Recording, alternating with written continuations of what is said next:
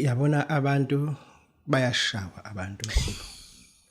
Bayashawa abantu mkhulu akunqayilelwa, abashawa abantu akunqayilelwa. Sikangile thina. Sithatha isithombe sakho. Ngingasitholi isithombe sakho, ngithole le message obungithuka ngayo efonini. Ngiyicrophe, ngiyiconvert ibe isithombe ngiyiprint. Le message lena ngizobe sengithatha inality, ngifake inality ngapha ezo5 zizungeze la. Bese ngizifakele le nality, bese ngifaka umuthi la, bese ngifaka ibenzini, bese ngikushaya. Bese ngiyishisa lento, bese ngiyicontrol. Lento ngifuna ukuthi imingena lekhanda lakho, ubuchopho umuthi ngathi ubuzochitheka.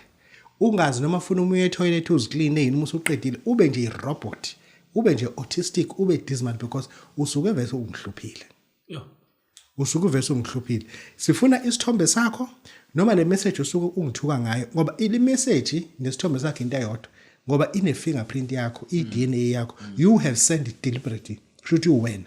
Funa ngikushaye ngayo ke. Funa ngikushaye ngayo, ngigqumze ngayo. I-right kakhulu i-message angifuni isithombe uzodownloada ku Facebook umuntu. Ngifuna i-message la suke kuthuka ngayo. Hayi mshaye mkhulu. Mushaye futhi ungayisoli. Umshaye umshayile bese sithole umhlanga. Umhlanga eready, umhlanga susike ngapha nangapha. Bese sifake nayithi ezu3 lana. Bese sifaka umuthi, bese siyambhakaza. Simshaya ubusuku nemini. Bese sithola isikhumba sebululu. Silifake lamafutha bese sikushaye futhi bese sifake nemise siyakiyeka. Sifuna ukuthi uma ekseni kusa uya kudokotela sizikhiphe, ubona amaphisa dokotela asebenza. Sikushaye ukuthi mekufika abazali bezokuthandazela sizikhiphe. Bebehamba ubona ukuthi umthandazo ukusizile, emini sikuphinde sizibuyisele sikushaye. Ugqilazeke nje ngomuthi.